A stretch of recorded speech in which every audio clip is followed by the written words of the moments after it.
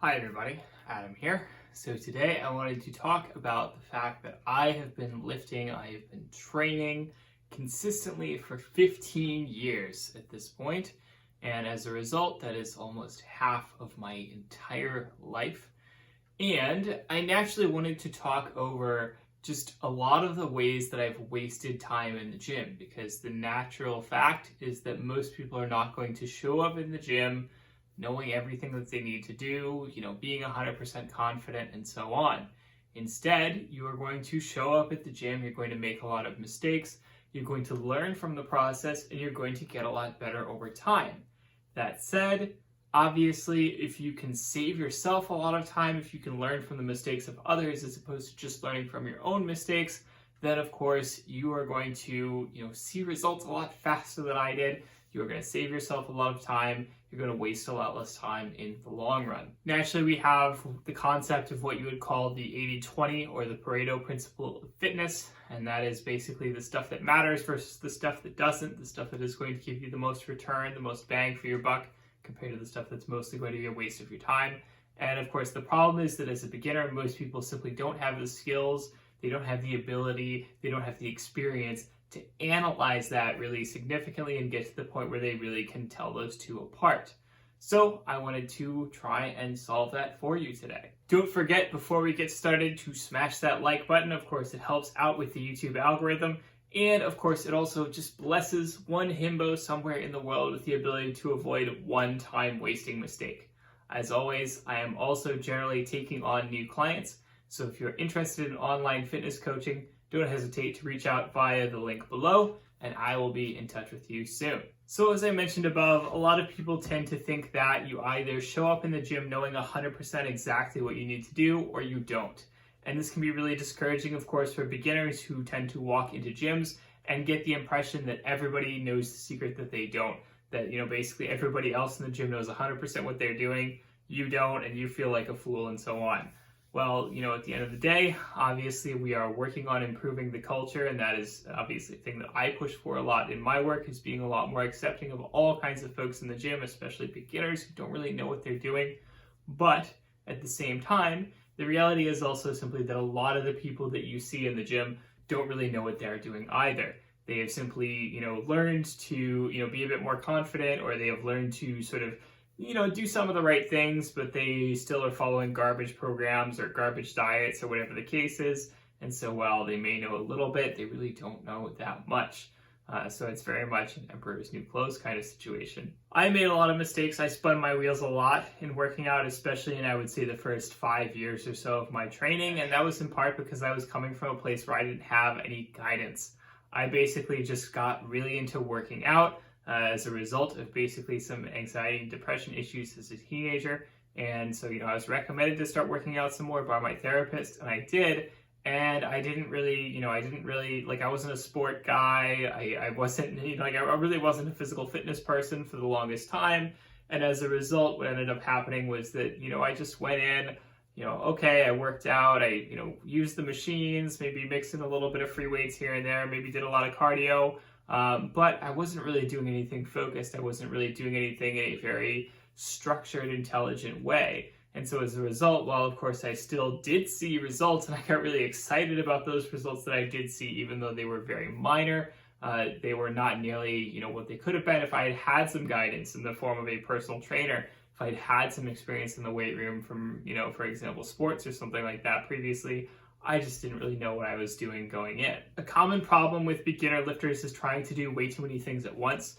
So this is also something where I've mentioned in a previous video how essentially, different lifters can tolerate different amounts of training volume, which is to say that typically your heavier lifters, they can kind of work themselves, they can exhaust themselves a little bit more easily compared to lighter lifters who can basically have a bit more endurance and they can do a bit more volume. And so what tends to happen is that you see this very particular kind of lifter who starts off light to begin with, kind of like me. I was a very typical skinny 140-pound, weakling from the classic bodybuilding ads.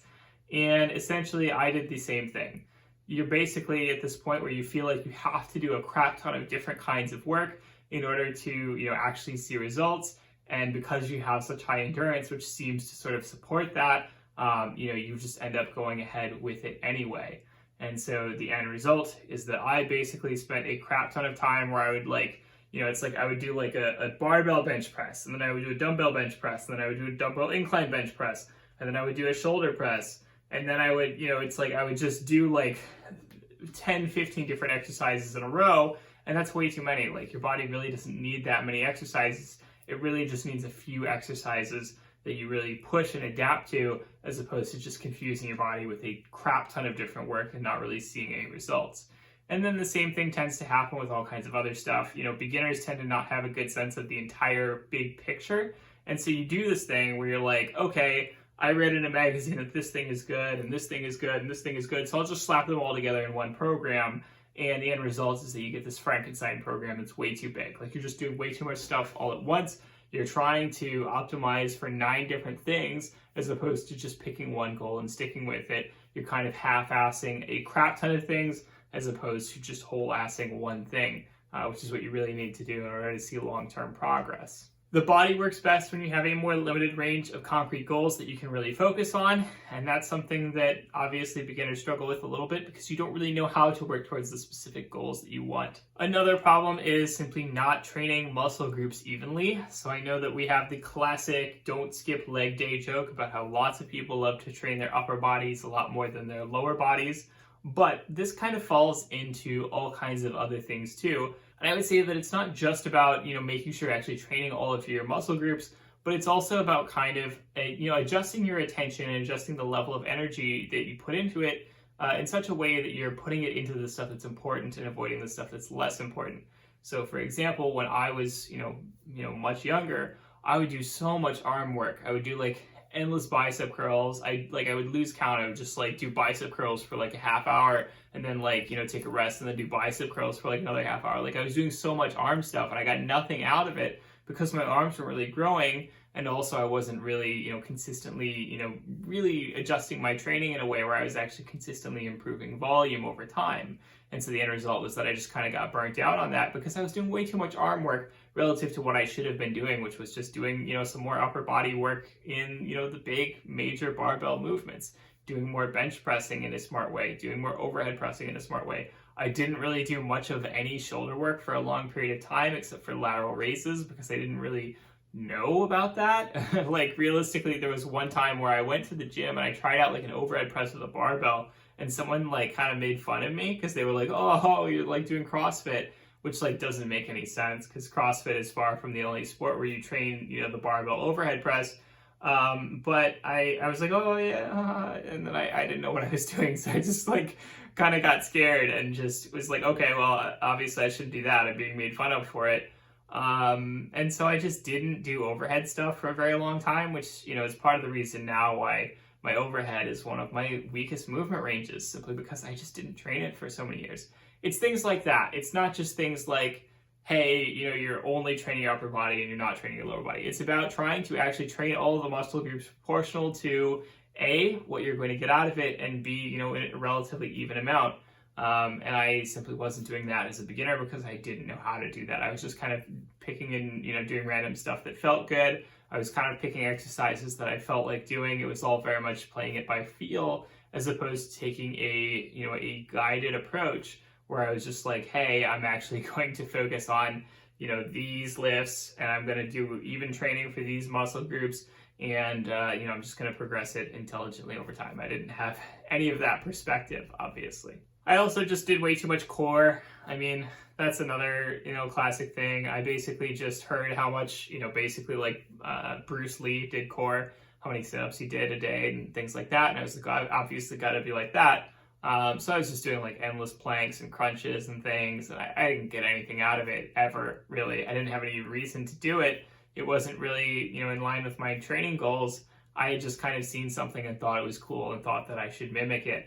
And that turned out to be a huge waste of time. So, doing too much core, that's another common problem. Doing too much arms, doing too much calves.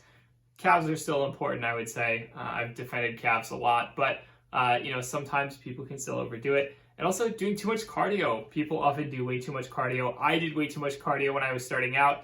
I would basically, I would like do my cardio and I would mix it with my leg day. So like my upper body days would be like an hour long, 2 hours long, something like that. And then my lower body days would be like that plus 2 hours, because I would do like a full lower body, lifting workout. And then I would do like 2 hours of cardio on top of that. I'd be like drenched with sweat by the time I was done.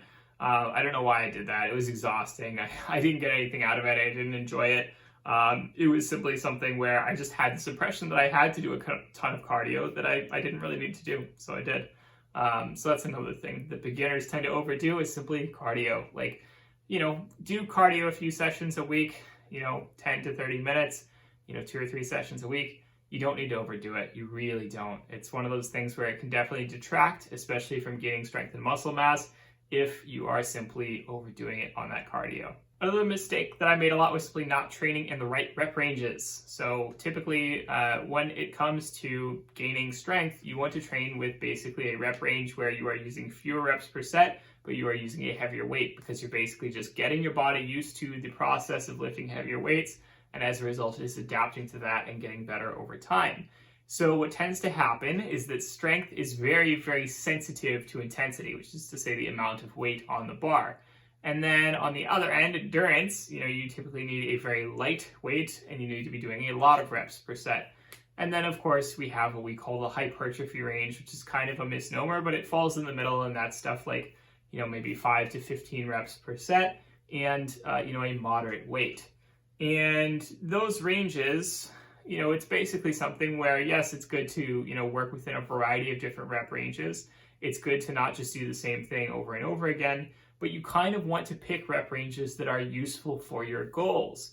So if your primary goal is to build some muscle mass, but you would also like to build some strength in the process, then of course you're going to want to mix that sort of classic hypertrophy range with some heavier stuff.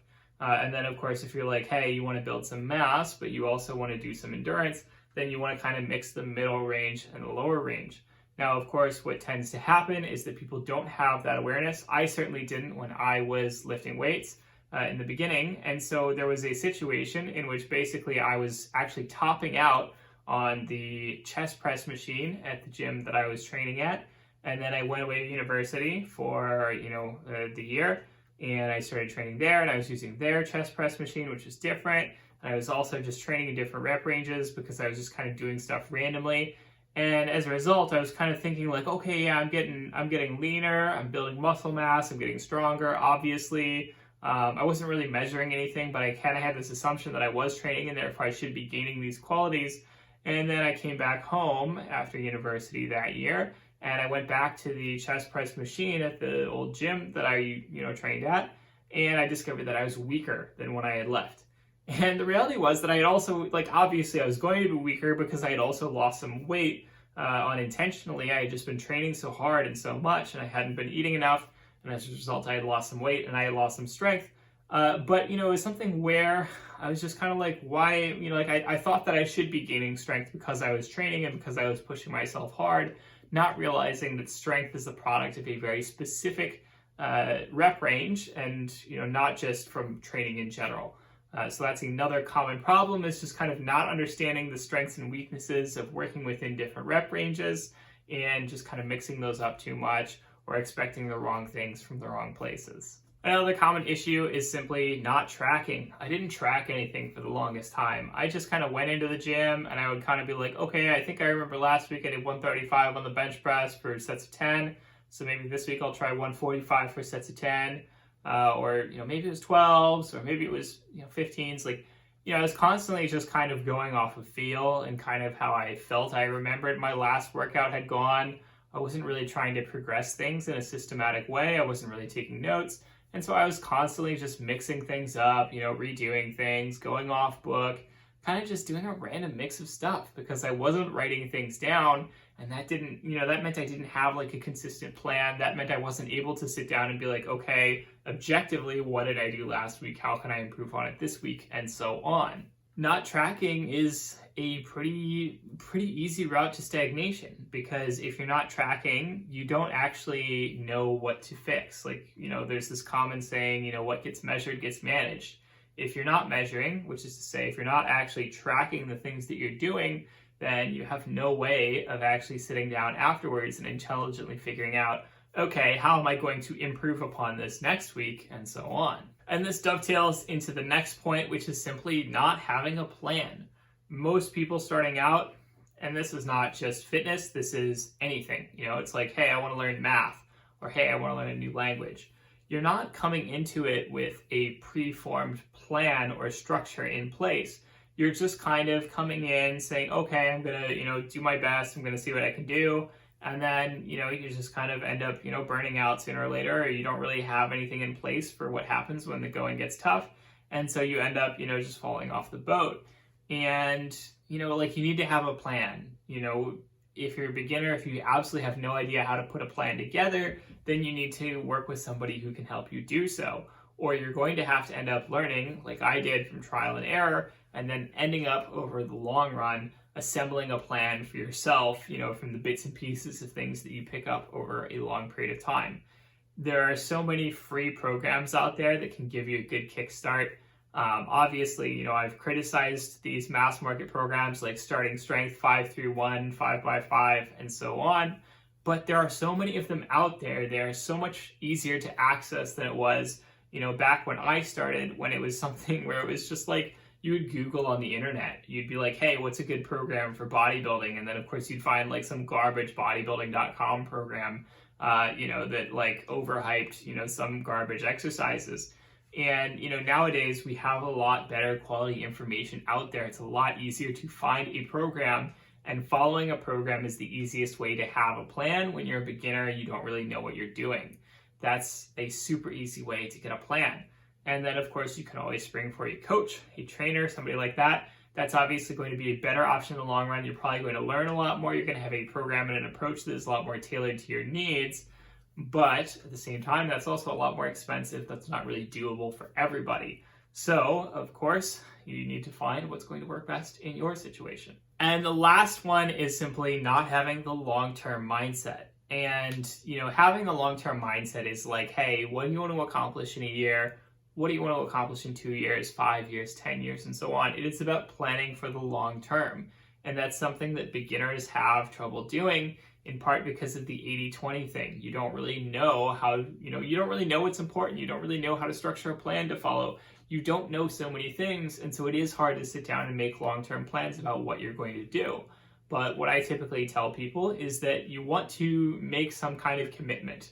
Make some kind of time commitment, whether it's going to be, say, 6 months or a year or something like that, and say, I'm going to see what I can do in that span of time. I'm going to really dedicate myself for that span of time. And if it turns out that I, really fail at it and really don't like it, then, okay, no problem. I can quit. I can go home, no loss there. But at the same time, if you stick that out, if you discover that you do enjoy it, if you discover that you are able to benefit from that time that you've put into it very significantly, then you need to start doing longer term planning. And once you develop that long-term mindset, things start to fall into place. You become just a lot better at sticking to it. Early on, everybody wants really fast results, and they get really frustrated when their results start to slow down. But the reality is that after your first 6 months, after your first year, after your first 2 years of training or so, things slow down pretty significantly. You start to get into the place where you're experiencing diminishing returns. And as a result, you have to really buckle down for the long run. You have to really accept that you're going to continue grinding for a long period of time with relatively small results year over year from then on. And at that point, recognizing, basically how slow your progress is going to be, you have to kind of make realistic goal planning, using, that experience that you've got so far.